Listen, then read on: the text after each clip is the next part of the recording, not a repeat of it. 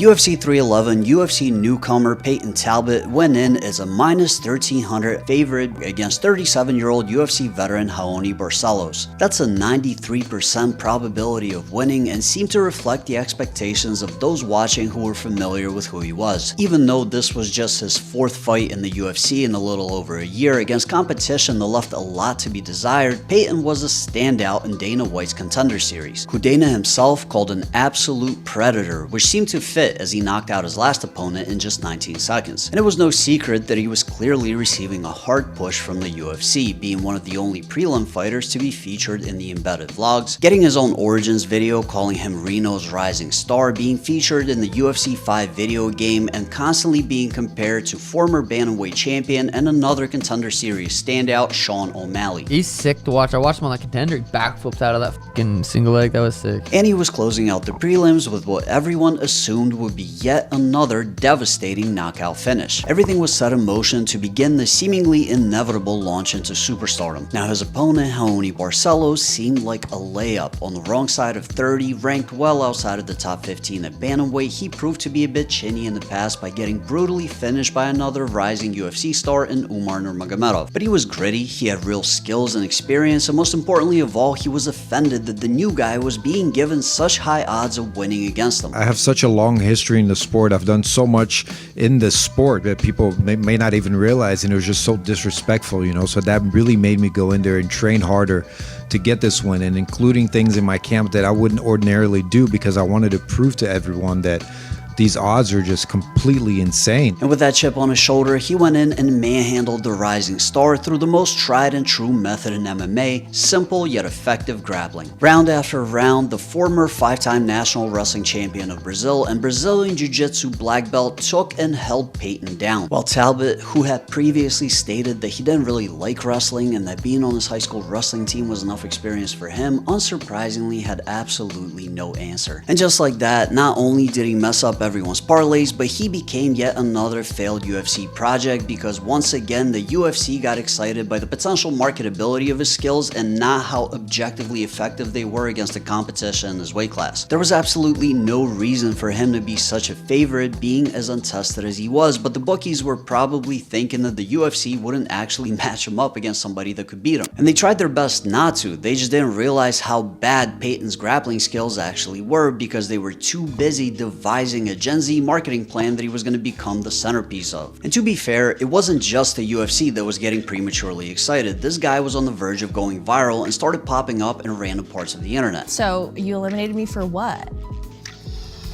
And every other question from interviewers seemed to be about his hair, his tattoos, pole dancing, his YouTube channel, or which celebrity he went to dinner with. How'd you get on Frank Ocean's story? They were treating him like more of an influencer than a fighter. And in some ways, this mirrored Sean O'Malley's rise, but to a much greater degree. Sure, Sean took some opportunities outside of mixed martial arts in order to market himself, but he didn't have Brett Okamoto blushing and acting like a 13-year-old girl while interviewing him. Yeah, a little bit, for sure. I just think there's plenty of time later on, so I'm not complaining right now. I'm kind of enjoying it. I bet, yeah. I mean, as much as it hurts our feelings, some guys don't like to go over there and have all these interviews while they're cutting weight, huh? But even that was absolutely nothing compared to the absolute glaze fest that Ariel Helwani put on. What did you do to the hair? It was so lovely. Not to say that this isn't lovely. I got rid of it. Clearly, yes. So what would you say your aura level was with the long hair, and now your aura level with the short hair? Who convinced you to do this, Payton?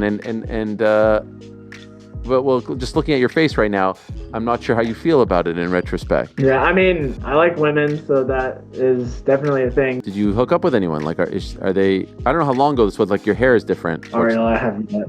Okay, well, you're still very young, 26. I don't even have anything clever to say here. That was just uncomfortable to watch, and I'm really sorry you had to. And I actually like Ariel, but god damn. But I can't say that was Payton's fault. He was simply taking the opportunities as they came. What I can say is that I got the feeling that he didn't even care about being a fighter. He had 1,000,001 hobbies that he seemed a lot more interested in, didn't seem to care whether he lost or won much. I mean, it's just a part of it. Like, I could lose any day.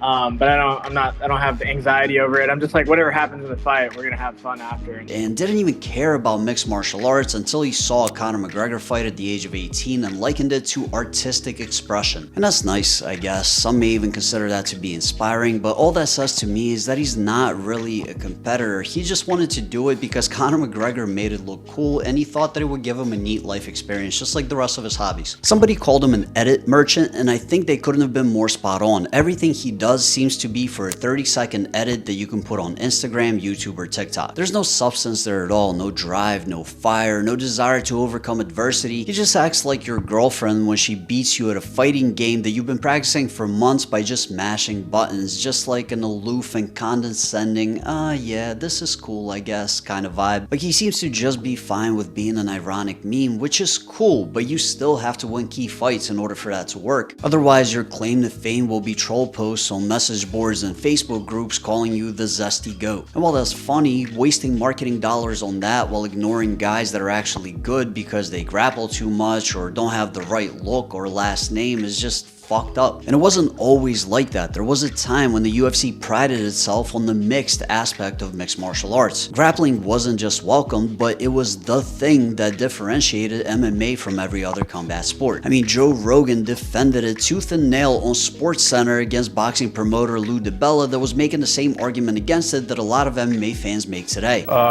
They get into leg locks and start rolling around on the ground in submission holes. You know what that is? That's actual fighting. You know what boxing is? What boxing is a very limited form of fighting. It's kind of a silly agreement. Say, like, we hate each other, we're going to fight, we're going to duke it out man to man, but we're only going to use our hands. That's it.